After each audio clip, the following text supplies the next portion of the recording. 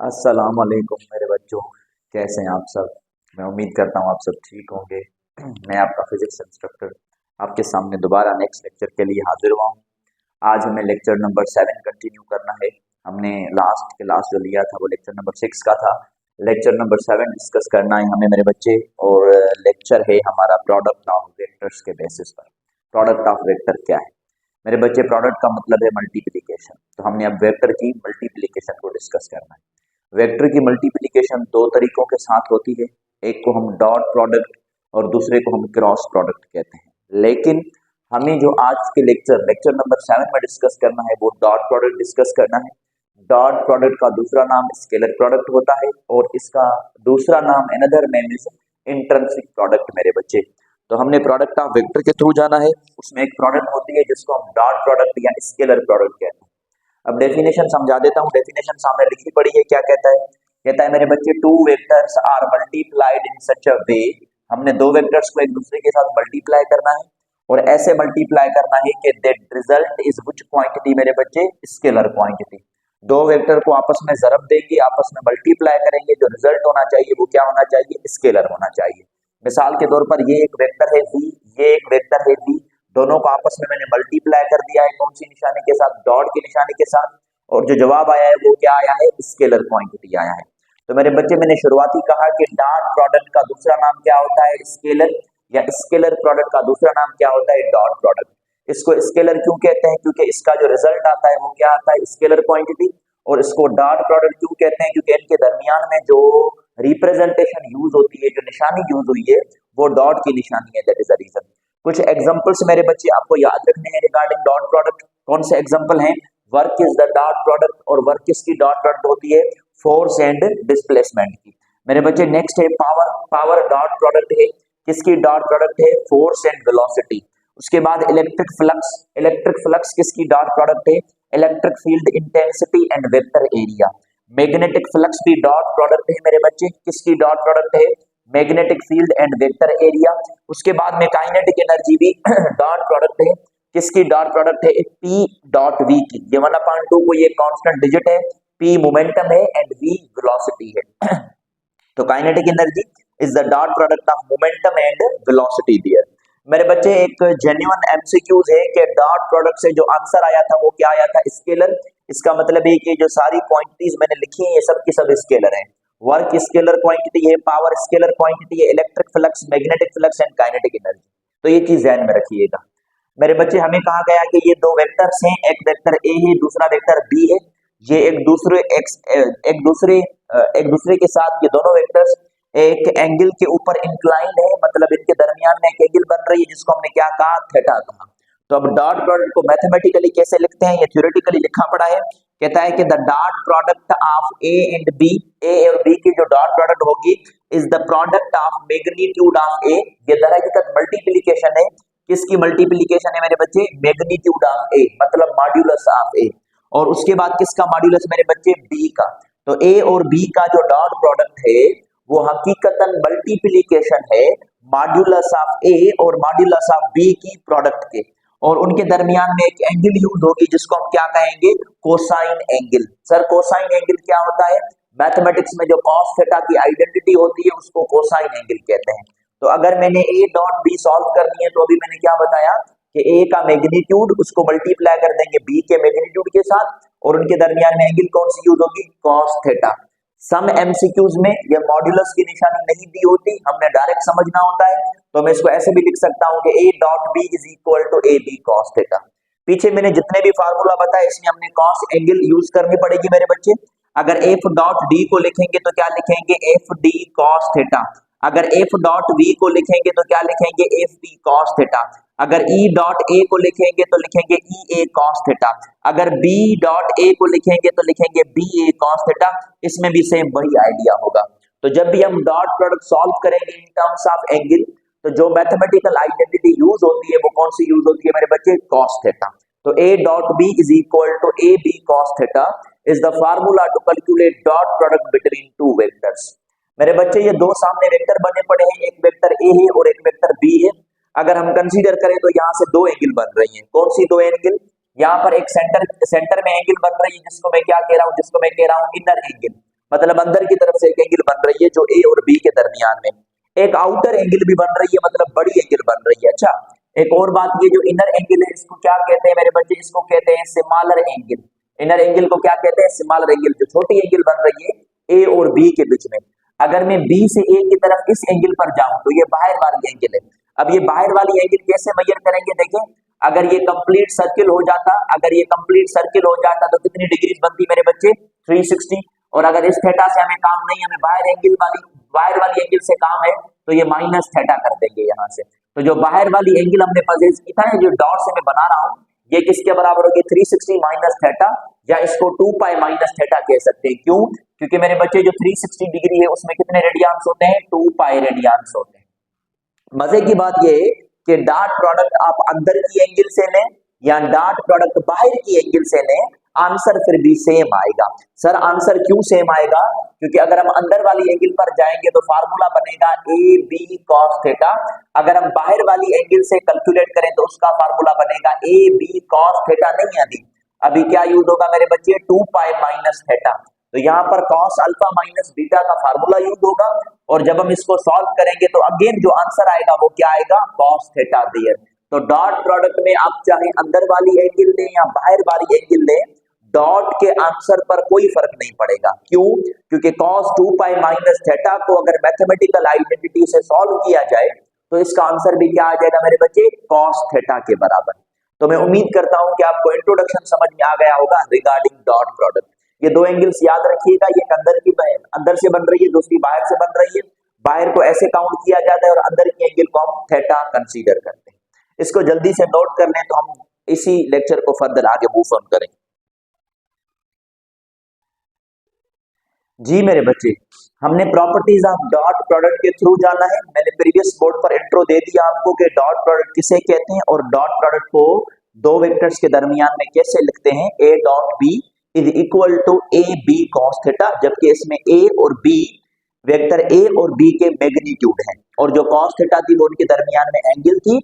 Angle दो बन रही थी, एक अंदर से दूसरी बाहर से, लेकिन दोनों एंगल का जो आंसर है वो क्या आएगा, सेम आएगा। अंदर थीटा बन रही थी तो बाहर से क्या बन रही थी, 2 पाई माइनस थीटा। याद रखिएगा इस चीज को मेरे बच्चे। तो चलिए हम मुख्तलिफ प्रॉपर्टीज डॉट प्रोडक्ट की कंडीशंस के साथ रिलेट करते हैं।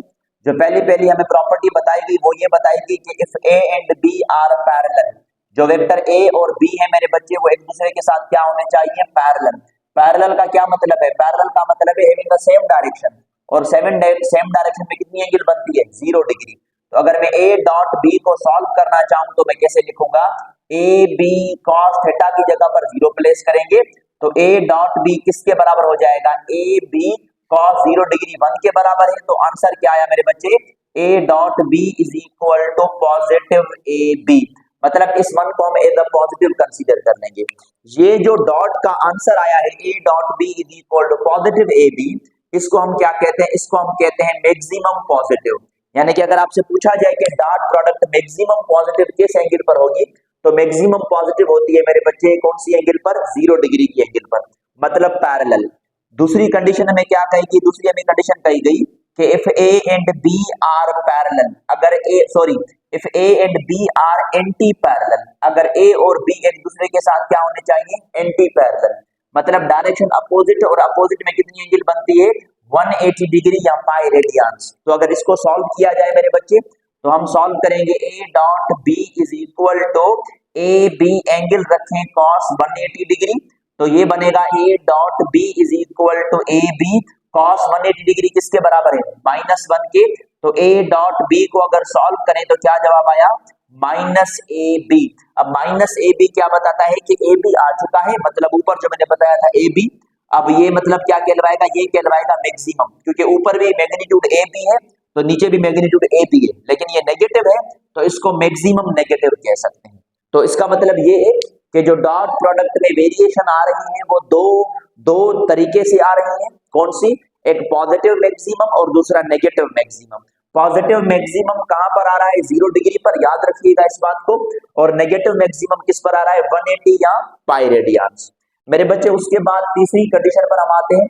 तीसरे पॉइंट में हमें बताया गया कि if A and B are orthogonal, जो ए और बी वेक्टर है मेरे बच्चे वो एक दूसरे के साथ क्या होने चाहिए, ऑर्थोगोनल, आर्थोगोनल का क्या मतलब है? परपेंडिकुलर। आर्थोगोनल या परपेंडिकुलर एक ही बात है। और इसकी जो एंगल बनेगी वो क्या बनेगी? 90, या इसको हम 270 भी कह सकते हैं। याद रखिएगा एक ही बात है। तो अगर परपेंडिकुलर केस में चले जाए मेरे बच्चे, तो ए डॉट बी का क्या जवाब आएगा? ए डॉट बी का जवाब आएगा A B cos of 90 degree. तो ए डॉट बी बराबर हो जाएगा मेरे बच्चे ए बी कॉस 90 जीरो के बराबर है। तो ए डॉट बी का क्या जवाब आया? ए डॉट बी का जवाब आया जीरो। इसका मतलब है कि if two vectors are orthogonal, if two vectors are perpendicular, then their dot product vanishes. उनकी डॉट प्रोडक्ट क्या हो जाएगी? वैनिश हो जाएगी। वैनिश का मतलब है खत्म। तो याद रखिएगा डॉट प्रोडक्ट वैनिशेस एट। जो डॉट प्रोडक्ट है मेरे बच्चे वो वैनिशेस हो जाती है, खत्म हो जाती है। कहां पर? Dot product vanishes at 90 degree, यानी कि वेक्टर्स आर परपेंडिकुलर। तो मैंने तीन एंगल्स का आपको आइडिया दे दिया कि वेक्टर्स पैरेलल हो तो क्या होगा, एंटी पैरेलल हो तो क्या होगा, और अगर परपेंडिकुलर हो तो क्या होगा। मेरे बच्चे जो कॉस में वेरिएशन आई वो दो एंगल्स के बेसिस पर आई, मैंने अभी आपको बताया। एक 0 डिग्री पर और दूसरा क्या पर? 180 पर। 0 डिग्री पर क्या था? मैक्सिमम पॉजिटिव, और 180 पर क्या था? Maximum negative. तो इन दो के बीच में वेरिएशन आ रही है, तो हम ये कहेंगे कि dot product is valid at. जो डॉट प्रोडक्ट है मेरे बच्चे वो वैलिड है। Dot product is valid at कौन सी एंगल पर वैलिड है मेरे बच्चे? Between 0 degree to 180 degree. 0 और 180 के दरमियान में वेरिएशन चलती जाएगी। क्यों? क्योंकि 0 डिग्री पर मैक्सिमम पॉजिटिव था और 180 पर क्या था? Maximum negative. तो जो वेरिएशन आ रही है वो 0 और 180 के दरमियान में आ रही है। तो आई होप कि आपको यह आइडिया समझ में आ गया होगा। It is valid at 0 to 180, और 180 को हम पाई रेडियंस भी लिखते हैं। अच्छा, इस एंगल को अब लिखा कैसे जाता है 0 टू 180? हम कहेंगे कि थीटा कोई भी गिवन एंगल है वो किसके दरमियान में होगी? 0 और 180 के दरमियान में। तो लिखेंगे कि 0 डिग्री इज लेस देन और इक्वल टू थीटा। अच्छा, जो 0 डिग्री है वो छोटी है या बड़ी है थीटा के बराबर? और अगर इसको रिवर्स कहें तो हम ये कहेंगे थीटा इज ग्रेटर देन 0। ये देख लेना, 2 लेस देन 3। तो रिवर्स क्या बनेगा? 3 ग्रेटर देन 2। तो यही आइडिया मैं कह रहा हूं कि 0 डिग्री लेस देन थीटा है, इसका मतलब है कि थीटा इज ग्रेटर देन 0 या इसके बराबर होगा। और यही थीटा या तो लेस देन होगा या तो बराबर होगा किसके मेरे बच्चे? पाई रेडियंस के। तो 0 डिग्री इज लेस देन और equal to theta, it is less than और equal to pi radians there. तो ये वेरिएशन आती है डॉट प्रोडक्ट में, जिसमें जो एंगल है वो किसके बीच में लाई करती है? Between 0 to 180। क्यों ऐसा सर? क्योंकि 0 में पॉजिटिव मैक्सिमम था और 180 पर नेगेटिव मैक्सिमम, जबकि जो वैल्यू है वो पॉजिटिव मैक्सिमम और नेगेटिव मैक्सिमम के दरमियान में है।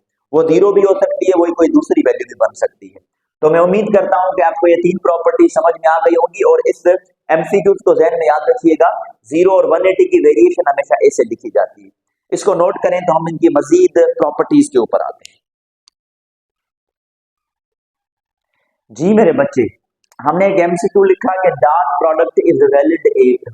डॉट प्रोडक्ट कहां पर वैलिड है? अगर मैं ऑप्शंस लिख लूं मेरे बच्चे, तो ऑप्शन ए में हमें बताया गया कि थीटा इज बिटवीन, जो थीटा है वो किसके दरमियान में? Between 0 and 180। 0 और 180 के दरमियान में है। ऑप्शन बी है 0 डिग्री इज लेस देन और equal to theta, less than और इक्वल टू पाई।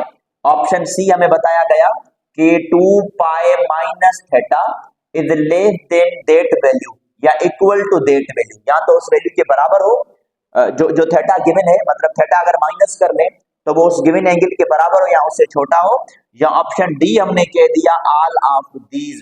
तो डॉट प्रोडक्ट कहां पर वैलिड है मेरे बच्चे? डॉट प्रोडक्ट वैलिड है ऑल ऑफ दीज पर। हम एंगल की वेरिएशन को ऐसे भी लिख सकते हैं। सर ऐसे क्यों लिख सकते हैं? अगर आपको याद हो तो मैंने पहले बोर्ड पर समझाया था कि अगर ये ए है ये बी है, इनके बीच में थीटा एंगल बन रही है, तो जो बाहर वाली एंगल होगी वो क्या होगी? 2 पाई माइनस थीटा। लेकिन डॉट का वही सेम आंसर आएगा जो 2 पाई माइनस थीटा का है या इस थीटा का है। तो आइडिया फिर भी सेम हुआ कि जो 2 पाई माइनस थीटा है वो इस गिवन एंगल से जो है वो लेस देन हो या गिवन एंगल के इक्वल हो। तो ये कंडीशन याद रखिएगा, हम 2 पाई माइनस थीटा की भी वेरिएशन दे सकते हैं। तो आई एम होपिंग कि ये जो स्पेसिफिक कंडीशन मैंने बताई वो, अच्छा एक मिनट, मैं इस चीज को थोड़ा सा गलत लिख चुका हूं। ये less than or equal to नहीं बल्कि greater than or equal to है।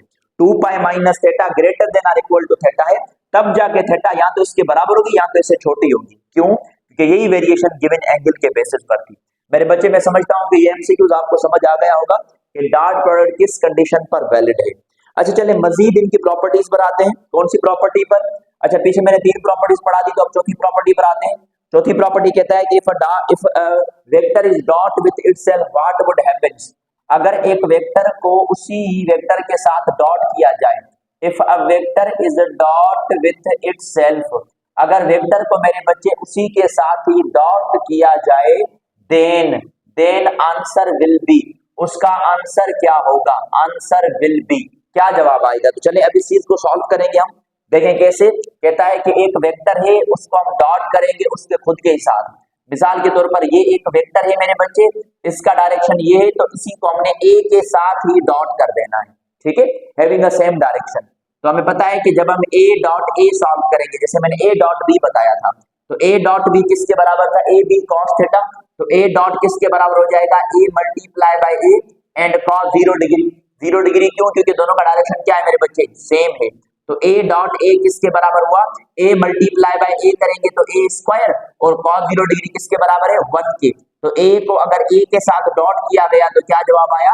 उसी वेक्टर का square. So whenever a vector is dot with itself मेरे बच्चे, अगर वेक्टर को उसी के साथ ही डॉट करेंगे तो उसका जो आंसर आएगा वो क्या होगा? Answer will B its square. जो आंसर आएगा वो उसका क्या आएगा मेरे बच्चे? स्क्वायर आ जाएगा। तो आई होप कि आपको ये एमसीक्यू ये पॉइंट समझ में आ गई होगी। चलिए मजीद इसी बेसिस पर एक एमसीक्यूज करके दिखाता हूं मैं। Dot product of collinear vectors. Collinear vectors का डॉट प्रोडक्ट क्या होता है? कोलिनियर वेक्टर का डॉट प्रोडक्ट क्या होता है? ऑप्शन ए कर लेते हैं हम पॉजिटिव, ऑप्शन बी हम कर लेते हैं नेगेटिव, ऑप्शन सी हम कर लेते हैं बोथ, ऑप्शन डी हम कर लेते हैं none of these. Collinear vectors को रिवाइंड करें। कोलिनियर वेक्टर्स क्या थे? वो जिनकी सेम लाइन थी। सेम लाइन का मतलब है अगर एक पॉजिटिव एक्स एक्सिस में है तो दूसरा भी पॉजिटिव एक्स एक्सिस में, जब दोनों का सेम डायरेक्शन होगा तो डॉट क्या आएगी? पॉजिटिव। लेकिन कोलिनियर में तो दूसरी कंडीशन दी आती है, कौन सी? नेगेटिव वाली या अपोजिट वाली। तो उसमें 180 एंगल बनती है, तो 180 में नेगेटिव बी जवाब आएगा। इसका मतलब है कि डॉट प्रोडक्ट कोलिनियर वेक्टर्स का क्या होगा मेरे बच्चे? पॉजिटिव भी होगा तो साथ में क्या होगा? नेगेटिव भी होगा। So I must go through the both. Collinear vectors में जो डॉट प्रोडक्ट है वो पॉजिटिव भी आएगा नेगेटिव भी आएगा।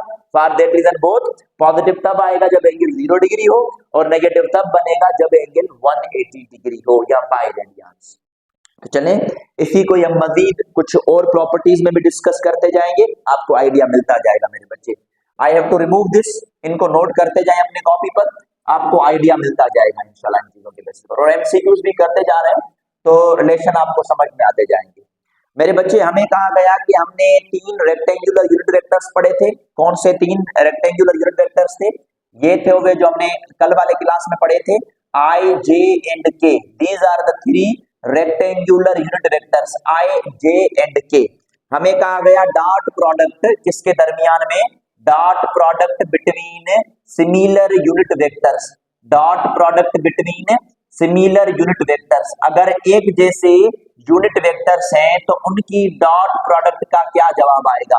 मिसाल के तौर पर आई को हमने आई के साथ डॉट किया, जे को हमने जे के साथ डॉट किया, और के को हमने के साथ डॉट किया। मेरे बच्चे लेट अस रिमाइंड, आई और आई मतलब same unit vector co dot किया गया है। तो अभी मैंने पीछे प्रॉपर्टी में बताया कि एक वेक्टर को उसी के साथ ही डॉट करेंगे तो answer will B its square. तो अगर आई को आई के साथ डॉट करें तो आई का स्क्वायर, जे को जे के साथ डॉट करें तो जे स्क्वायर, के को के साथ डॉट करें तो के स्क्वायर। ये आई स्क्वायर, जे स्क्वायर, के स्क्वायर उनके मैग्नीट्यूड है। तो मैग्नीट्यूड ऑफ आई क्या होता है? 1, और 1 का स्क्वायर क्या मिलेगा? 1। उसके बाद मैग्नीट्यूड ऑफ जे होगा 1, 1 का स्क्वायर अगेन क्या मिलेगा? 1। मैग्नीट्यूड ऑफ के क्या होगा? 1 के बराबर, और 1 का स्क्वायर क्या मिलेगा मेरे बच्चे? 1 there. So the dot product between similar unit vectors, अगर हमारे पास एक जैसे यूनिट वेक्टर्स होंगे तो उनकी जो डॉट प्रोडक्ट होगी वो किसके बराबर होगी? 1 के बराबर, याद रखिएगा। और हमें कहा गया कि dot product between dissimilar unit vectors, dot product between dissimilar unit vectors. अगर हमारे पास डिसिमिलर यूनिट वेक्टर्स होंगे तो उनकी जो डॉट प्रोडक्ट होगी उसको हम कैसे लिखेंगे? मिसाल के तौर पर I dot J, J dot के एंड आई डॉट के, इनकी डॉट सॉल्व करनी है। मेरे बच्चे आई और जे के दरमियान में एंगल कितनी बनती है? 90। तो अभी मैंने आपको बताया कि अगर एंगल 90 बन जाए तो डॉट प्रोडक्ट वेनिशेस हो जाएगी। इसका मतलब है कि इसकी डॉट क्या आएगी, जीरो, जे डॉट के भी जीरो और आई डॉट के क्या आएगा, जीरो के बराबर। यहीं पर ही एक और क्वेश्चन कर लेता हूं, मिसाल के तौर पर आपसे पूछा जाए आई डॉट टू आई, तो इसको क्या करना है, ये जो टू है ये अलग कर लें और आई को आई के साथ डॉट करने पर क्या जवाब आया था, वन। तो टू को वन के साथ मल्टीप्लाई करें तो क्या आंसर आया मेरे बच्चे, टू आंसर आया। नीचे वाले कॉन्सेप्ट में अगर मैं ये कहूं कि आई डॉट टू जे का क्या जवाब आएगा, तो टू को आप सेपरेट कर लें और आई को जे के साथ डॉट करें तो जीरो और टू को जीरो के साथ मल्टीप्लाई करेंगे क्या जवाब आएगा, बिकम जीरो देयर। तो अगर ऐसे कोई क्वेश्चन आ जाए तो वो इन बेसिस पर सॉल्व किए जाएंगे। तो आइडिया क्या मिला कि dot product between to similar unit vectors is 1 and dot product between to dissimilar unit vectors will be 0। यहां पर रीजन है एंगल 90, यहां पर रीजन है एंगल 0 डिग्री। तो ये कंडीशन हम पुट करते हैं इन प्रॉपर्टीज ऑफ डॉट प्रोडक्ट के बेसिस के ऊपर। मेरे बच्चे हमें कहा गया कि जब भी डॉट प्रोडक्ट हम डिस्कस करेंगे तो डॉट प्रोडक्ट मस्ट ओबे कम्यूटेटिव लॉ। जो डॉट प्रोडक्ट है उस वो क्या ओबे करेगा मेरे बच्चे, कम्यूटेटिव लॉ को लाजमी ओबे करेगा। अब कम्यूटेटिव लॉ हम पीछे डिस्कस कर चुके हैं, लेकिन ये डॉट का कम्यूटेटिव है, तो डॉट के कम्यूटेटिव का मतलब है कि ए डॉट बी बराबर हो जाएगा किसके, बी डॉट ए से। मतलब ए को बी के साथ डॉट करें या बी को ए के साथ डॉट करें, answer will be same there. तो कम्यूटेटिव लॉ ओबे हो गया।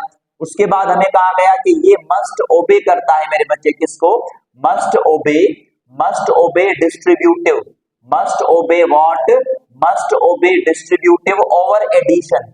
ये डिस्ट्रीब्यूटिव को ओबे करता है एडिशन के ऊपर।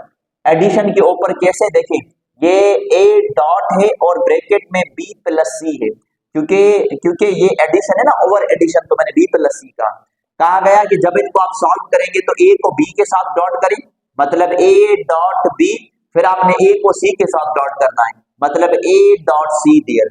तो मेरे बच्चे कंडीशन ये होगी कि डिस्ट्रीब्यूटिव ओवर एडिशन को प्रूफ करता है। अच्छा थोड़ा सा मैं आइडिया दे दूंगा कैसे प्रूफ करता है।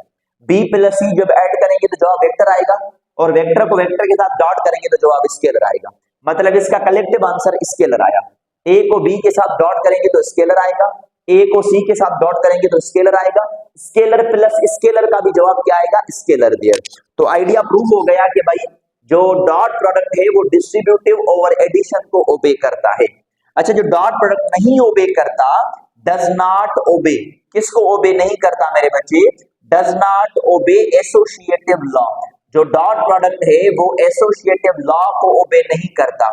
मिसाल के तौर पर A dot B dot C बराबर होना चाहिए ए डॉट बी ब्रैकेट में देन डॉट सी, मेरे बच्चे इसका आंसर बराबर नहीं आएगा, तो हम कहेंगे कि does not obey associative law. तो अगर एमसीक्यूज में पूछा जाए कि डॉट प्रोडक्ट किसको ओबे नहीं करता, तो यू हैव टू से एसोसिएटिव लॉ, और किसको ओबे करता है, commutative law and distributive law. तो मैं उम्मीद करता हूं कि आपको ये similar unit vectors, dissimilar unit vectors और ये प्रॉपर्टी समझ में आ गई होगी। इसको जल्दी से नोट कर लें तो हम इनकी मजीद कैलकुलेशन के ऊपर आते हैं। जी मेरे बच्चे, हेडिंग मैंने लिख दी है how to solve A dot B. हम दो वेक्टर्स के दरमियान में डॉट कैसे सॉल्व करेंगे। मिसाल के तौर पर जैसे मैंने वर्क का फार्मूला आपको एफ डॉट डी बताया था, तो एफ डॉट डी कैसे सॉल्व करेंगे।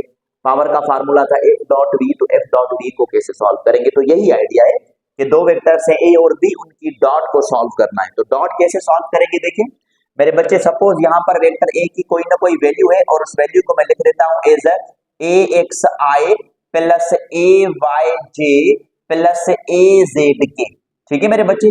उसके बाद जो वेक्टर बी है उसकी भी कोई गिवन वैल्यू लिख लेते हैं, B x I plus B Y J plus B Z के। तो ये हमने दो वेक्टर्स की वैल्यू लिख ली।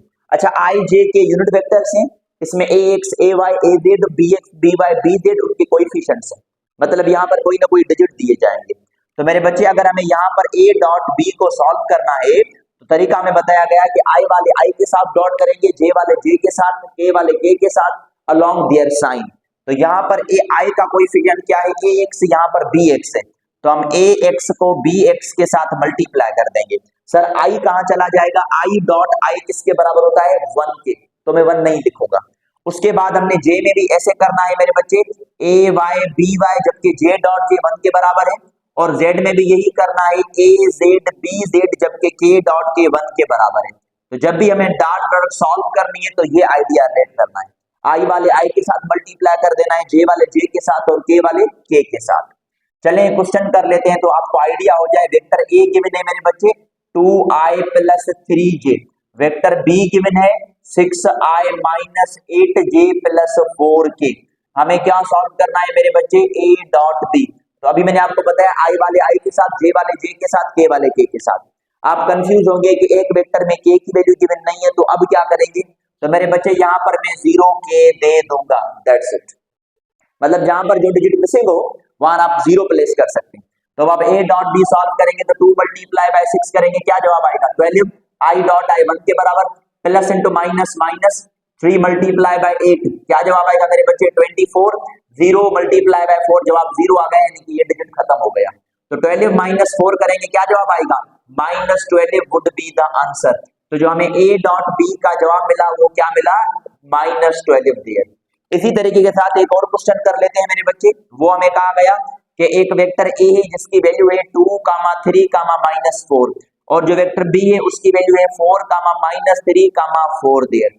हमें सॉल्व करना है ए डॉट बी। मैंने प्रीवियस क्लास में बताया था कि जो पहली वैल्यू है वो आई की, दूसरी वैल्यू जे की और तीसरी वैल्यू के की। यहाँ पर भी यही है, तो आई वाले आई के साथ जे वाले जे, के वाले के अलॉन्ग विद देयर साइन। इस 2 को 4 के साथ मल्टीप्लाई कर दें तो क्या जवाब आएगा 8। इसकी साइन नहीं है तो प्लस है, इसकी साइन है तो माइनस है, प्लस इंटू माइनस क्या हो जाएगा माइनस, 3 मल्टीप्लाई बाय 3 क्या करेंगे 9, फिर यहाँ पर माइनस है यहाँ पर नहीं है तो प्लस है, minus into plus minus, 4 multiply by 4 क्या जवाब आया 16। मेरे बच्चे 8 माइनस 16 क्या जवाब आएगा माइनस 8, और ये माइनस 9 हुआ, माइनस 8 माइनस 9 मतलब दोनों ऐड होंगे तो क्या जवाब आएगा 17, लेकिन माइनस का, क्योंकि दोनों नेगेटिव है। तो अगर आपको ए और बी ऐसे दिए हुए हों तब भी यही मेथड है, और अगर ए और बी वेक्टर के फॉर्म में दिए हों तब भी यही मेथड है, और अगर कहीं पर किसी यूनिट वेक्टर का कोएफिशिएंट मिसिंग है तो आप वो खुद एज अ 0 कंसीडर कर सकते हैं। अगर आप कह रहे हैं कि सर हम 0 कंसीडर ना करें तो उस यूनिट वेक्टर को ही खत्म कर दें, मिसाल के तौर पर यहाँ पर 4k था यहाँ पर नहीं था ना, तो मैं 4k को रिमूव कर दूंगा। तो इस तरीके के साथ हम इनके क्वेश्चंस कर सकते हैं। तो जब भी ए डॉट बी सॉल्व करने को आएगा उसका जो मेथड है वो मेथड यही है जो अभी मैंने आपको बताया। तो चलें इस पर कुछ मजीद हम कैलकुलेशन से आइडियाज रिलेट करते हैं ताकि आपको इसका आइडिया मिले मेरे बच्चे। अच्छा मैं इसको अरेंज करूंगा। तो हमने अभी ए डॉट बी कैसे सॉल्व किया जाए ये मेथड डिस्कस किया। उसके बाद एक जेन्युइन क्वेश्चन है कि एट व्हाट कंडीशंस, कौन सी कंडीशंस पर, at what conditions dot product vanishes, किस किस कंडीशन पर जो डॉट प्रोडक्ट है वो वैनिशेस हो जाती है। एट व्हाट कंडीशन मेरे बच्चे, कौन सी कंडीशन पर, याद रखिएगा at what condition dot product vanishes, कौन सी कंडीशन पर डॉट प्रोडक्ट वैनिशेस हो जाती है। अच्छा एक कंडीशन तो अभी मैंने आपको बताई कि जिसमें वेक्टर्स एक दूसरे के क्या हो ऑर्थोगोनल, मतलब परपेंडिकुलर। तो याद रखिएगा कि अगर वेक्टर्स एक दूसरे के ऊपर परपेंडिकुलर होंगे, वेक्टर्स एक दूसरे के ऊपर परपेंडिकुलर होंगे तो डॉट प्रोडक्ट वैनिशेस हो जाएगी। उसके बाद हमें क्या कहा गया कि either of vector is null vector, उन दो वेक्टर में से जो एक वेक्टर होना चाहिए वो कौन सा होना चाहिए नल वेक्टर, क्योंकि नल वेक्टर का मैग्नीट्यूड क्या होता है 0, और अगर 0 को हम किसी के साथ मल्टीप्लाई करेंगे तो क्या जवाब आएगा 0 देयर। तो either of vector is null vector, या तीसरी कंडीशन बताई गई बोथ वेक्टर्स, जो दोनों वेक्टर्स हों, both vectors are null vector, या तो दोनों में से कोई एक वेक्टर नल वेक्टर हो या तो दोनों वेक्टर नल वेक्टर हो। तो ये वो कंडीशन है जहां पर डॉट प्रोडक्ट का जवाब 0 आएगा, मतलब डॉट प्रोडक्ट वैनिशेस हो जाएगी। तो अगर एमसीक्यूज में पूछा जाए कि डॉट प्रोडक्ट कहां पर वैनिशेस होती है, कहां पर खत्म होती है, तो वेक्टर्स परपेंडिकुलर होंगे, उसमें 90 एंगल भी बन सकती है और 270 भी बन सकती है। Either of the vector is null vector और both of the vectors are null vector there, दोनों वेक्टर्स भी नल वेक्टर पजेस हो सकते हैं। चलें मजीद कैलकुलेशन करते हैं मेरे बच्चे। कहा गया solve 2i dot 2i plus जे, इस क्वेश्चन को हमने सॉल्व करना है i डॉट 2i प्लस जे, बड़ी सिंपल सी कैलकुलेशन कर रहे हैं हम। अच्छा ये एक प्रॉपर्टी है मेरे बच्चे डिस्ट्रीब्यूटिव प्रॉपर्टी। डिस्ट्रीब्यूटिव प्रॉपर्टी कैसे सॉल्व की जाती है आपको मैंने बताया कि पहला वाला डिजिट पहले वाले टर्म से मल्टीप्लाई कर देना है, ये 2 रखेंगे हम सेम, और i को i के साथ हम डॉट कर देंगे, ठीक है मेरे बच्चे, प्लस फिर i को किसके साथ डॉट किया जाएगा j के साथ, तो क्या जवाब आएगा 0। ये 2 रहा सेम, आई डॉट आई किसके बराबर है 1 के, तो 2 मल्टीप्लाई बाय 1 क्या जवाब आया 2। इसका मतलब है कि i dot 2 i plus 2 j plus j का आंसर क्या है 2 देयर। मजीद कैलकुलेशन पर आते हैं, I dot 3 I plus 4 J minus के देयर, इसको सॉल्व कर देना है। देखिए ये यहाँ पर आई है, ये जे है, ये के है, तो ये दोनों खत्म हो जाएंगे, आई वाले आई के साथ मल्टीप्लाई करेंगे तो आई डॉट आई 1 के बराबर, 1 को 3 के साथ मल्टीप्लाई कर देंगे तो आंसर विल बी 3। मजीद कैलकुलेशन पर आते हैं मेरे बच्चे, हमें कहा गया कि जे हमारे पास एक वेक्टर है जे या 2j, उसको मल्टीप्लाई कर देना है 3j प्लस 4k के साथ। अब यहाँ पर क्या कर देना है, देखिए ये j है और यहाँ पर ये k है, तो डॉट वेनिशेस हो जाएगी, खत्म कर दे। और अब हमने क्या करना है, इस j को j वाले के साथ कोएफिशिएंट के साथ मल्टीप्लाई कर देना है। पहले 2 को 3 के साथ मल्टीप्लाई करेंगे, फिर j डॉट j करेंगे, 1 के बराबर आएगा, 2 मल्टीप्लाई बाय 3 6, तो 6 into 1 क्या जवाब आया मेरे बच्चे 6 के बराबर, तो 2i dot 3j plus 4k का आंसर क्या है 6। मजीद एक और क्वेश्चन पर हम आते हैं, 4k is dot with i plus j plus k, क्या जवाब आएगा, देखिए यहाँ पर k, यहाँ पर i, ये j, तो ये दोनों खत्म हो जाएंगे, 4k को k के साथ डॉट करेंगे, दिस 4 रिमेन सेम, k को k के साथ डॉट किया जाए तो k डॉट k किसके बराबर है 1k, तो 4 multiply by 1 what the answer comes मेरे बच्चे 4 देयर। तो इसी तरीके के साथ अगर आपसे कोई भी एमसीक्यू या कोई भी क्वेश्चन पूछा जाए न्यूमेरिकल कंडीशंस पर, तो वो ऐसे ही सॉल्व किया जाता है। तो याद रखिएगा डॉट प्रोडक्ट में ये कुछ बेसिक न्यूमेरिकल्स या कंडीशंस होती हैं जिनका अभी मैं आपको आइडिया दे रहा हूँ, इसको नोट करें तो हम मजीद इनकी कैलकुलेशंस पर आएंगे। मेरे बच्चे हम सेम ही लेक्चर पर हैं, concept of projection in dot product. Dot product में प्रोजेक्शन का कॉन्सेप्ट यूज होता है, उस प्रोजेक्शन के कॉन्सेप्ट पर हम बहस करेंगे। अच्छा प्रोजेक्शन होता क्या है, मैं आपको आइडिया दे दूं। Projection is actually the component of one vector, component of one vector मतलब एक वेक्टर का कंपोनेंट हो दैट फॉल्स, जो गिरे, कहां पर गिरे, on the direction of other vector, मतलब दूसरे वेक्टर के डायरेक्शन पर गिरे, on the direction of other vector, इसको हम क्या कहते हैं मेरे बच्चे, इसको हम कहते हैं प्रोजेक्शन ऑफ वेक्टर। तो प्रोजेक्शन ऑफ वेक्टर क्या है समझिएगा, प्रोजेक्शन ऑफ वेक्टर एक वेक्टर का कंपोनेंट है। मैंने आपको रेजोल्यूशन ऑफ वेक्टर पढ़ाया था, उसमें वेक्टर के कितने कंपोनेंट्स थे, 2, आइदर एक्स कंपोनेंट और वाई कंपोनेंट, तो मैं उसी कंपोनेंट्स की बात कर रहा हूं। मतलब एक वेक्टर का कोई एक कंपोनेंट होगा, वो जो कंपोनेंट है वो गिरेगा, फॉल करेगा, किस पर गिरेगा मेरे बच्चे, on the direction of other vector, मतलब दूसरे वेक्टर के डायरेक्शन में गिरेगा। मिसाल के तौर पर अगर ए और बी दो वेक्टर्स हैं तो हम बी के कंपोनेंट्स बनाएंगे और हम बी का वो कंपोनेंट देखेंगे जो ए के डायरेक्शन में गिरा हो। तो मिसाल के तौर पर हमने ये चीज बनाई कि भाई ये एक वेक्टर है ए मेरे बच्चे, उसके बाद ये एक वेक्टर है बी देयर, और इनके दरमियान में एंगल बन रही है व्हिच इज थीटा देयर। तो हम क्या करेंगे, ये जो बी किसी एंगल पर बना पड़ा है इसको प्रोजेक्शन में गिराएंगे, मतलब इसके कंपोनेंट्स बनाएंगे तो बी के दो कंपोनेंट बने, एक बना वर्टिकल कंपोनेंट जिसको हम बी वाई कहते हैं, और वाई कंपोनेंट के साथ एंगल कौन सी लगती है, साइन थीटा। दूसरी बनी ये हॉरिजॉन्टल वाली लाइन, इसको हम क्या कहते हैं, इसको हम कहते हैं बी एक्स, और बी एक्स क्या है दर हकीकत बी कॉस थीटा। तो डॉट प्रोडक्ट का फार्मूला क्या होता है मेरे बच्चे, डॉट प्रोडक्ट का फार्मूला होता है ए dot B is equal to A B cos theta. तो अब देखिएगा इस शेप को, ये वेक्टर ए बना पड़ा है और ए के ऊपर एक प्रोजेक्शन गिरा हुआ है, कंपोनेंट गिरा हुआ है बी का, और वो कौन सा है बी एक्स, जो किसके बराबर है बी कॉस थीटा। तो ये जो आपको बी कॉस थीटा नजर आ रहा है ना, ये बी का प्रोजेक्शन है जो ए पर गिरा, तो इसको हम लिखेंगे a dot B is equal to magnitude of a, और जो बी कॉस थीटा है वो बी का प्रोजेक्शन है जो ए पर गिर रहा है, जिसको हमने क्या कहा एज अ बी एक्स। तो ए मल्टीप्लाई कर रहा है उस साइड आके क्या करेगा डिवाइड, तो बी एक्स कैलकुलेट करने का फार्मूला क्या बना मेरे बच्चे, ए dot B divided by magnitude of a. तो ये रहा प्रोजेक्शन ऑफ बी जो कहां पर जाके गिरा, ए पर जाके गिरा। तो दो फार्मूला बने यहां पर, एक तो ये कि प्रोजेक्शन कैलकुलेट करने का फार्मूला है बी कॉस थीटा, और दूसरा क्या है ए डॉट बी अपान में ए बी। अच्छा एक और फार्मूला भी बन सकता है यहां से, कैसे, B X is equal to vector divide by its own magnitude, vector A है उसको उसी के मैग्नीट्यूड के साथ डिवाइड करते हैं तो हमें क्या मिल जाएगा, उसी वेक्टर का क्या मिल जाएगा मेरे बच्चे, यूनिट वेक्टर, और उसी को ही डॉट हम किसके साथ करेंगे, बी के साथ करेंगे। तो नेक्स्ट फार्मूला हमारे पास ये है, तो बी का प्रोजेक्शन जब ए पर गिरेगा, बी का प्रोजेक्शन जब ए पर गिरेगा तो तीन फार्मूला है उसको कैलकुलेट करने के लिए। एक है बी कॉस थीटा, दूसरा है ए डॉट बी ओवर बी क्योंकि ए पर सॉरी ओवर ए क्योंकि ए पर गिर रहा है, और तीसरा फार्मूला है unit vector of A dot vector B there. तो ये बी का प्रोजेक्शन था जो ए पर जाके गिरा, लेकिन अगर ए का प्रोजेक्शन बी पर गिरे तब कैसे करेंगे? Projection of A projection of A projection of A that falls on B, जो बी पर जाके गिरे। तो फार्मूला कैसे चेंज हो जाएंगे मेरे बच्चे? वो कहलवाएगा ए एक्स, जैसे वो बी एक्स था वो बी कॉस थीटा था तो ये क्या हो जाएगा? ए कॉस थीटा। एक ये फार्मूला बना। उसके बाद ये जो ए एक्स है ये किसके बराबर हो जाएगा? A dot B. अब सुनिएगा, बी का प्रोजेक्शन ए पर गिर रहा था तो यहाँ पर ए था, यहाँ पर ए का प्रोजेक्शन बी पर गिर रहा है तो यहाँ पर डिनोमिनेटर में क्या हो जाएगा? बी हो जाएगा।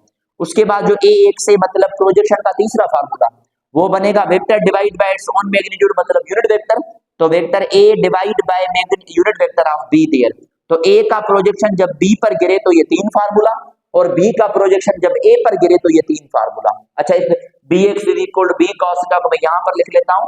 तो ये कंडीशन है कि B X is equal to B cos theta. तो ये प्रोजेक्शन का लॉजिक है मेरे बच्चे, तो डॉट प्रोडक्ट से मिलता है। प्रोजेक्शन क्या है? प्रोजेक्शन एक वेक्टर का कंपोनेंट है जो दूसरे वेक्टर पर जाके गिर रहा है। ठीक है, तो अगर बी का प्रोजेक्शन ए पर गिरेगा तो ये फार्मूला, अगर ए का प्रोजेक्शन बी पर गिरेगा तो ये फार्मूला। आपने फार्मूला प्रैक्टिस आउट करनी है, मैंने लास्ट में इसके एमसीक्यूज करवाने हैं, तो इंशाल्लाह आपको इनका आइडिया मिलता जाएगा रिगार्डिंग डॉट प्रोडक्ट। जी मेरे बच्चे, नेक्स्ट वही हेडिंग है how to find angle regarding dot product. Dot product के बेसिस पर हम एंगल कैसे फाइंड कर सकते हैं? तो अभी मैंने आपको फार्मूला बताया कि भाई डॉट प्रोडक्ट होता है ए dot B is equal to magnitude of A magnitude of b and cos theta. A का मैग्नीट्यूड कैलकुलेट करने का फार्मूला आपको पता है, under integral x square plus Y square plus z square. B का भी इसी तरीके के साथ ही मैग्नीट्यूड निकालेंगे। अगर मुझे एंगल चाहिए तो ये दोनों मल्टीप्लाई कर रहे हैं, इस साइड आके क्या करेंगे? डिवाइड। तो कॉस थीटा बराबर हो जाएगा A dot B divided by magnitude of A magnitude of B. हमें थीटा चाहिए तो कॉस को मैं उस साइड लेके जाऊंगा मेरे बच्चे, तो थीटा बराबर हो जाएगा cos inverse A dot B divided by magnitude of A and magnitude of B. ये फार्मूला है जिसमें हम एंगल कैलकुलेट करते हैं वेक्टर के फॉर्म में। मिसाल के तौर पर क्वेश्चन आपको दिया गया कि दो वेक्टर्स हैं, वेक्टर ए है -3i प्लस 4j, उसके बाद वेक्टर बी है मेरे बच्चे और वेक्टर बी है हमारे पास 4i प्लस 3j देयर। तो हमें क्या कैलकुलेट करना है इन दो वेक्टर के दरमियान में? एंगल। एंगल कैसे करेंगे? सामने फार्मूला लिखा पड़ा है, पहले ए डॉट बी करना है मतलब उनकी डॉट प्रोडक्ट, और डिवाइड कर देना है उनके ही मैग्नीट्यूड के साथ। तो थीटा किसके बराबर हो जाएगा मेरे बच्चे? थीटा बराबर हो जाएगा कॉस इनवर्स ए डॉट बी। तो पहले इनकी डॉट सॉल्व करेंगे, -3 मल्टीप्लाई बाय 4, मैं तरीका बताया था आपको, आई वाले आई के साथ जे वाले जे के साथ, -3 मल्टीप्लाई बाय 4 क्या जवाब आएगा? -12। 4 मल्टीप्लाई बाय 3 क्या जवाब आया? +12। अब उनका मैग्नीट्यूड चाहे क्या भी हो, चले कैलकुलेट कर लेता हूं, आपको आइडिया आ जाए, लेकिन आंसर यही पर ही निकल सकता है। तो मैग्नीट्यूड ऑफ ए निकालना है, under integral x square plus Y square, minus का 3 स्क्वायर तो हो जाएगा 9 प्लस 4 स्क्वायर तो हो गया 16। मैग्नीट्यूड ऑफ बी निकालना है 4 and 3, तो 4 का स्क्वायर 16, 3 का square 9। So theta is equal to cos inverse मेरे बच्चे, cos inverse -12 plus 12 get cancel, ऊपर 0 बचा, 9 और 16 ऐड करेंगे तो 25 होगा, और 25 का स्क्वायर रूट 5 होता है। उसके बाद इसका भी स्क्वायर रूट क्या निकालेंगे? 5 निकालेंगे। Theta is equal to cos inverse 0 upon 5 into 5 क्या हो जाएगा? 25। Theta is equal to cos inverse 0 over 25 क्या होता है मेरे बच्चे? 0 देयर, और 0 में अगर कॉस आए इसका मतलब है कौन सी एंगल है? 90 या π/2 रेडियंस। ये वेक्टर एक दूसरे के साथ परपेंडिकुलर हैं। परपेंडिकुलर क्यों है? डायरेक्ट भी कर सकता हूं मैं, क्यों? क्योंकि इनकी जो डॉट आई थी वो क्या आई थी मेरे बच्चे? 0। तो मैंने पहले बताया था कि अगर दो वेक्टर्स हो और अगर वो दो वेक्टर की डॉट 0 आ जाए, इसका मतलब क्या है? इसका मतलब ये है कि vectors are perpendicular, vector perpendicular हैं, और परपेंडिकुलर का मतलब है कितनी एंगल बनती है? 90 r π/2 रेडियंस। तो याद रखिएगा, इसी तरीके के साथ हम एंगल को कैलकुलेट कर सकते हैं, और एंगल कैलकुलेट करने का फार्मूला क्या है? Theta is equal to cos inverse a dot b over magnitude of a and magnitude of b। तो थ्योरी में ज्यादातर डिस्कस कर चुका हूं रिगार्डिंग डॉट और स्केलर प्रोडक्ट। मजीद इसके कुछ एमसीक्यूज और कैलकुलेशंस हैं, उन मजीद कैलकुलेशंस और एमसीक्यूज पर अब हम आएंगे।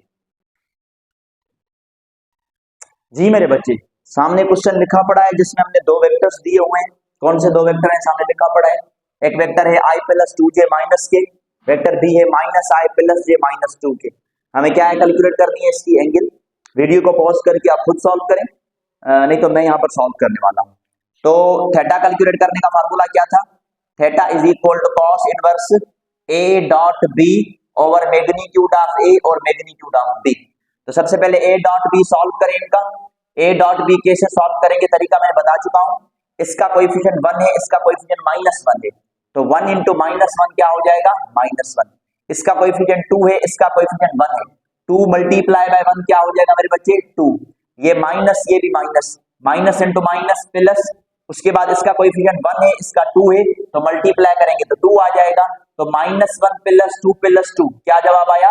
+3 देयर। तो ए डॉट बी का आंसर हमारे पास क्या आया मेरे बच्चे? 3। देखिए दो दो 4 हो जाएंगे, 4 से 1 जाएगा तो 3 बचेंगे। उसके बाद मैग्नीट्यूड ऑफ ए निकलना है, मतलब ए का मैग्नीट्यूड ऊपर जो वेक्टर गिवन है, तो under integral x square y square z square. I का कोएफिशिएंट 1, तो उस 1 को स्क्वायर करेंगे, तो मैं 1 को स्क्वायर कर रहा हूं, प्लस इसका 2 है तो 2 का स्क्वायर कर देंगे। ठीक है मेरे बच्चे, ये -1 है, कोएफिशिएंट नहीं है तो -1 कंसीडर करेंगे क्योंकि निशानी माइनस की है। तो मैग्नीट्यूड ऑफ ए बराबर हो जाएगा किसके? ये हुआ 1 प्लस 2 का स्क्वायर 4 प्लस 1 का square 1। So magnitude of A is equal to 1 plus 1 2, 2 और 4 क्या हो जाएगा? 6 देयर। तो मैग्नीट्यूड ऑफ ए जो आया वो आया स्क्वायर रूट ऑफ 6। इसी तरीके के साथ मैग्नीट्यूड ऑफ बी निकालेंगे मेरे बच्चे, square root of x square y square z square, -1 का स्क्वायर करेंगे, i का कोएफिशिएंट -1 है तो -1 का स्क्वायर, j का 1 है तो +1 का स्क्वायर। इसी तरीके के साथ इसको करेंगे -2, तो -2 का हम स्क्वायर करेंगे। मैग्नीट्यूड ऑफ b इज देयर 1 का स्क्वायर 1, इस 1 का 1 हो जाएगा, इसका 4 हुआ, 1 प्लस 1 प्लस 4 क्या जवाब आया मेरे बच्चे? मैग्नीट्यूड ऑफ b इज अंडर इंटीग्रल 6। अब यहां पर वैल्यू प्लेस करें, theta is equal to cos inverse A dot B का क्या जवाब आया था? 3 देयर। मैग्नीट्यूड ऑफ ए क्या आया? अंडर इंटीग्रल 6, और मैग्नीट्यूड ऑफ बी भी 6 आया। तो याद रखिएगा मेरे बच्चे, यहीं पर बता देता हूं, under integral 6 into under integral 6 का क्या मतलब होता है? जो रेडिकल में टर्म गिवन है वही जवाब आएगा, उसका मतलब अंडर रूट निकल जाएगा। अच्छा वैसे करना ये होता है कि 6 को फिर स्क्वायर करना होता है, रूट करना होता है, तो स्क्वायर और रूट खत्म हो जाएगा, तभी मैंने डायरेक्ट 6 बता दिया। तो under integral 6 into under integral 6 का जवाब 6 आ जाएगा। तो cos इनवर्स 3/6, 3 की टेबल 3 पर 1 मर्तबा और 6 पर 2 मर्तबा, तो ये हो जाएगा cos इनवर्स 1/2। cos इनवर्स 1/2 मतलब 0.5, और cos इनवर्स 0.5 कौन सी एंगल होती है मेरे बच्चे? ये होती है 60 डिग्री। 60 डिग्री का मतलब है π/3 रेडियंस। तो हमने एंगल कैलकुलेट कर ली। देखिए आपको लग रहा होगा बड़ा लंबा मेथड है, लेकिन नहीं है लंबा, मैंने आपको समझाने के लिए लंबा किया। हकीकतन तो मैं इसको डायरेक्ट कर सकता था, लेकिन आपने स्टेप वाइज करना है। अगर स्टेप वाइज करते जाएंगे तो आपको आइडिया मिलता जाएगा इन कंडीशंस के ऊपर। जी तो इसको जल्दी से नोट कर लें, मैं मजीद क्वेश्चंस के थ्रू आऊंगा। जी मेरे बच्चे, नेक्स्ट क्वेश्चन आपके सामने लिखा पड़ा है, prove that these two vectors are perpendicular. हमें प्रूव करना है कि ये दोनों वेक्टर्स जो हैं वो ए और बी, ये एक दूसरे के साथ क्या है? परपेंडिकुलर। अभी मैंने आपको पीछे बोर्ड्स में बताया था कि जब दो वेक्टर्स परपेंडिकुलर होती हैं तो उनकी डॉट प्रोडक्ट क्या आती है? 0 के बराबर। अगर इन दो वेक्टर्स की डॉट 0 आ गई तो मतलब परपेंडिकुलर हैं, और अगर डॉट 0 के बराबर नहीं आई तो परपेंडिकुलर नहीं है। तो हम इन दोनों की डॉट सॉल्व करेंगे मेरे बच्चे, ए डॉट बी सॉल्व करेंगे, देखेंगे क्या आंसर आता है। तो ए की वैल्यू रखने पहले i plus 2j plus 3k there, और जो बी है उसकी डॉट लिख लें 2i माइनस j। अच्छा यहाँ पर k नहीं, और अगर k नहीं होता तो मैंने बता दिया आपने 0 कंसीडर करना है, k के डिजिट को ही खत्म करना है। तो अब इस i को i वाले के साथ मल्टीप्लाई करेंगे, इस i का कोएफिशिएंट 1 है, इसका 2 है, तो 1 मल्टीप्लाई बाय 2 हो जाएगा 2, और i डॉट i 1 के बराबर। ये प्लस है, ये माइनस है, प्लस इंटू माइनस माइनस, इसका कोएफिशिएंट 2 है, इसका कोएफिशिएंट 1 है, तो 2 multiply by 1 becomes 2, j dot j 1 के बराबर, और k को मैंने खत्म कर दिया, 2 माइनस 2 गेट कैंसिल, क्या जवाब आया? 0। इसका मतलब है कि hence proved vectors are perpendicular. तो कंडीशन प्रूव हो गई कि वेक्टर्स क्या एक दूसरे के साथ परपेंडिकुलर है। तो अगर ऐसी कोई कंडीशन आ जाए कि भाई वेक्टर्स परपेंडिकुलर हैं या नहीं है, तो आपने डॉट सॉल्व करनी है। अगर उनकी डॉट 0 के बराबर आ जाए तो वेक्टर्स परपेंडिकुलर है, और अगर 0 के बराबर ना आए तो वेक्टर्स परपेंडिकुलर नहीं है। कोई दूसरी एंगल भी बना सकते हैं। चलें, इसी के ऊपर हम कुछ और कैलकुलेशंस करना चाहेंगे, आपको आइडिया मिले मेरे बच्चे। इस क्वेश्चन को नोट कर लीजिएगा, आपका यही कॉन्सेप्ट इन बेसिस पर बनता जाएगा। हमें कहा गया कि दो वेक्टर्स हैं मेरे बच्चे। कौन से दो वेक्टर्स हैं? ये एक वेक्टर ए है, ठीक है, इसकी वैल्यू है 2i plus 3j minus a into के। अब जो a है वो k का कोएफिशिएंट है। उसके बाद जो वेक्टर b है उसकी वैल्यू गिवन हुई i plus j plus 3k। और हमें कहा गया कि ये जो दोनों वेक्टर्स हैं ये क्या है? ये दोनों वेक्टर्स हैं परपेंडिकुलर। दोनों वेक्टर्स क्या है मेरे बच्चे? परपेंडिकुलर हैं। Then what would be the value of a? a मतलब जो k का कोएफिशिएंट है, हमें उसकी वैल्यू चाहिए कि उसकी वैल्यू किसके बराबर होगी। तो अभी मैंने आपको पीछे बोर्ड में समझाया कि अगर वेक्टर्स परपेंडिकुलर होते हैं तो उनकी जो डॉट होती है, उनकी जो डॉट प्रोडक्ट होती है, वो डॉट किसके बराबर होती है? 0 के। तो दोनों की डॉट सॉल्व करेंगे और 0 के बराबर करेंगे। इस i का कोएफिशिएंट 2 है, इस i का कोएफिशिएंट 1 है, तो 2 मल्टीप्लाई बाय 1 क्या जवाब आएगा? 2 there. Plus into plus become plus.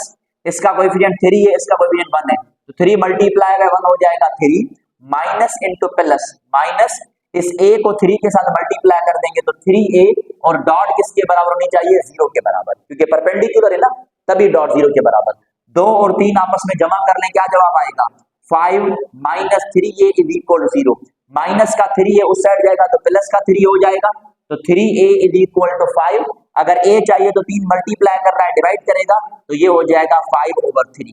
तो मेरे बच्चे जो a की वैल्यू है वो क्या है? a की वैल्यू 5/3 है। 5 डिवाइड बाय 3, जब ये 5/3 हम यहाँ पर रखेंगे a की जगह पर, तो दोनों की डॉट किसके बराबर आ जाएगी? 0 के, क्योंकि वेक्टर एक दूसरे के साथ क्या है? परपेंडिकुलर।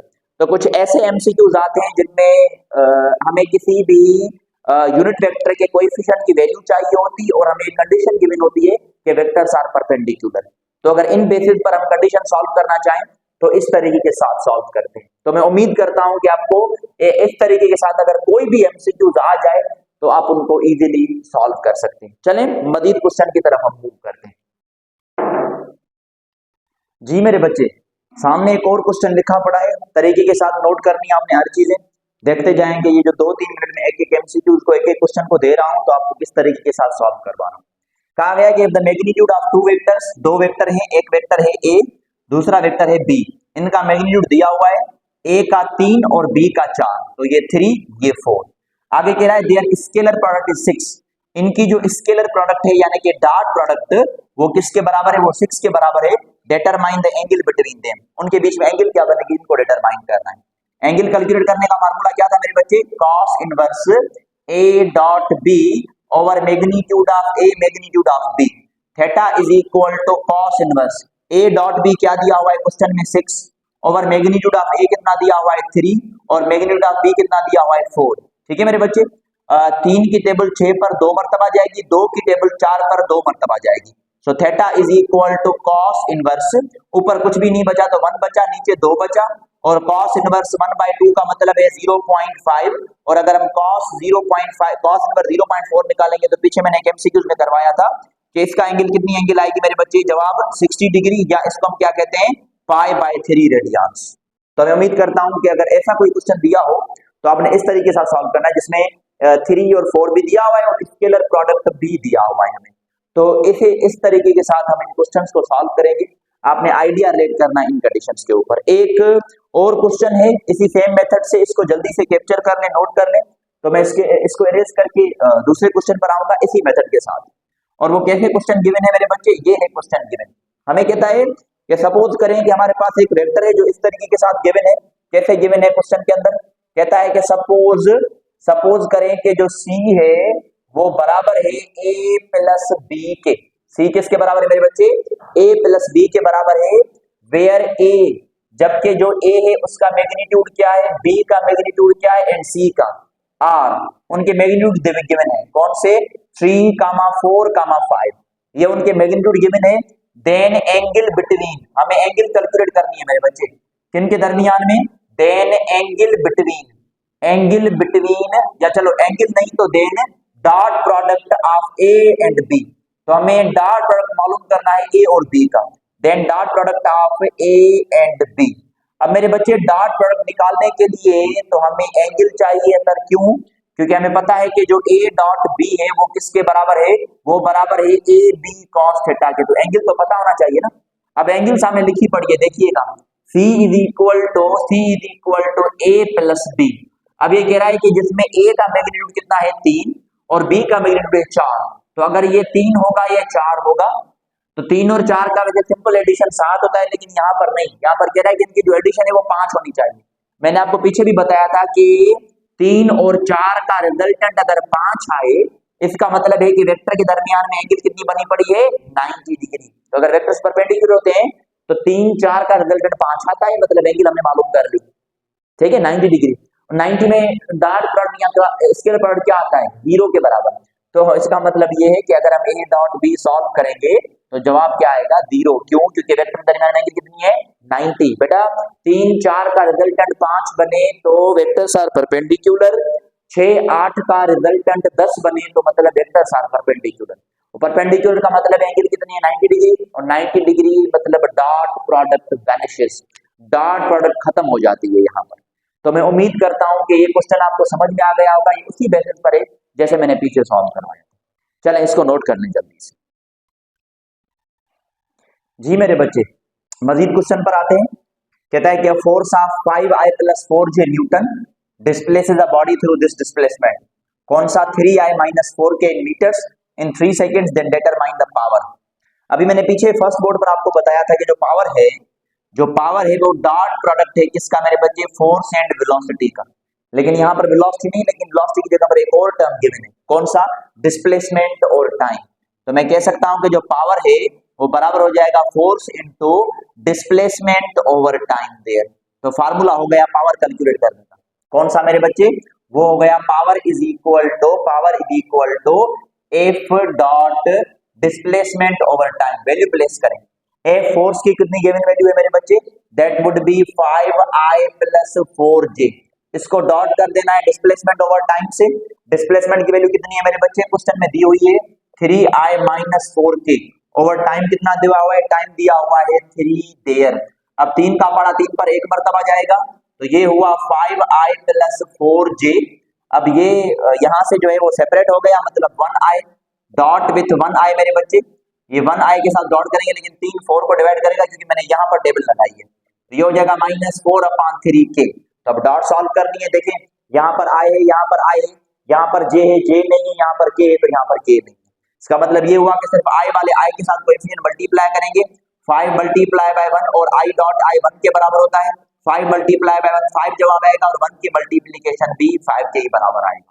मेरे बच्चे 3 का पारा 3 पर एक मरतबा जाएगा, लेकिन ये 3 4 को भी तो डिवाइड कर रहा है ना, तो मैंने अलग करके रखा -4/3k। लेकिन ये 3 का है, ये k का है, ये j का है, i वाले एक ही है, तो i वाले i के साथ मल्टीप्लाई होंगे, दैट्स इट।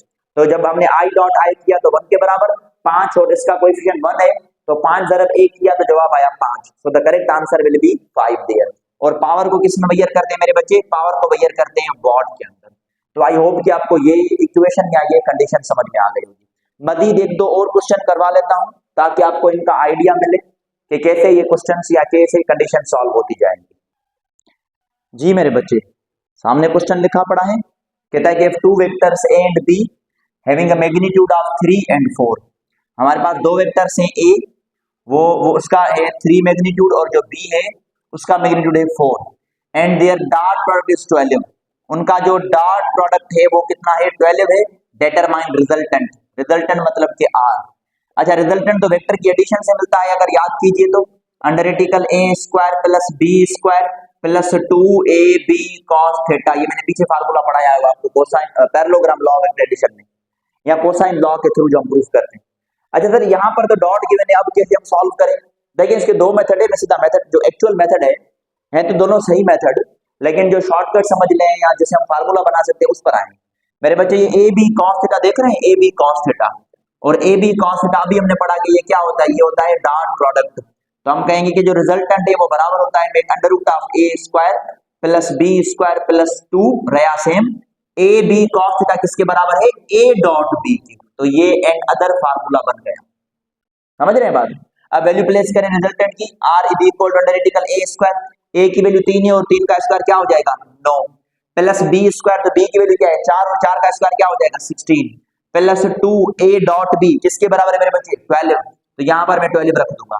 अच्छा 9 और 16 आपस में ऐड करेंगे तो 25 हो जाएगा, प्लस 2 मल्टीप्लाई बाय 12 क्या हो जाएगा 24, 25 और 29 अगर हम आपस में ऐड करेंगे तो जवाब कितना आएगा मेरे बच्चे, जवाब आएगा 49 और 49 का रेडिकल क्या होगा 7 देयर।